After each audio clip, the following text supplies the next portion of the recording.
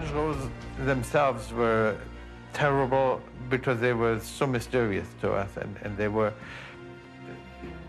you couldn't escape it. That was the only territory there was, and it felt very dangerous. Besides the terrain advantage, the German army also had superior armor. The Panzer Mark IV Panther and the intimidating 60-ton Tiger tanks fielded in Normandy were all very effective. Not only did the German tanks have more powerful guns, but they were also more heavily armored than the thin-skinned Sherman. We could outrange them easily.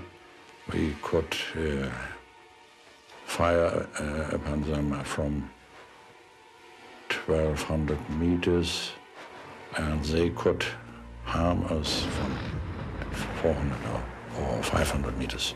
So we had a very big gap between our safe distance and their safe distance.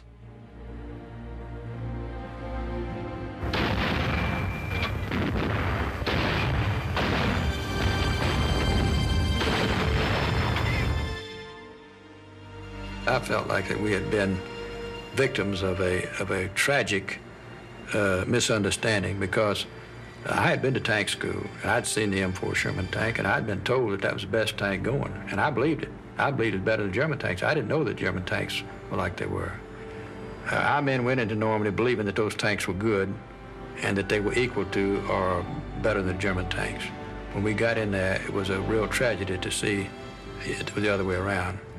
Our division had fantastic losses. We lost 87 tanks going the first 7 miles through those hedgerows. It was just horrendous.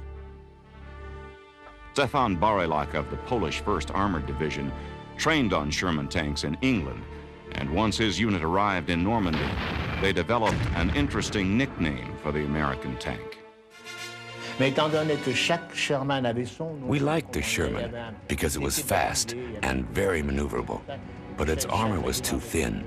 The Sherman was very easily knocked out, so we called it the rolling grave. The German tank best suited to combat the Sherman in Normandy was actually the older Panzer Mark IV. Even though it was not as advanced as the Panther or the Tiger, it was more maneuverable and had a lower silhouette, allowing it to hide behind the hedges.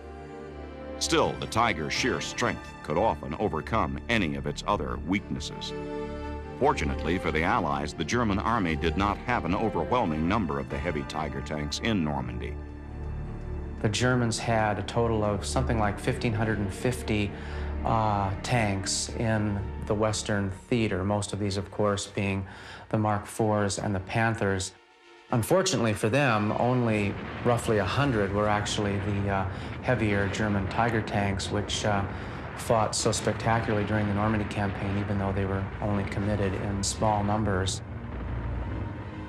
The more experienced German soldiers, using their superior equipment, inflicted heavy losses on the Allied forces.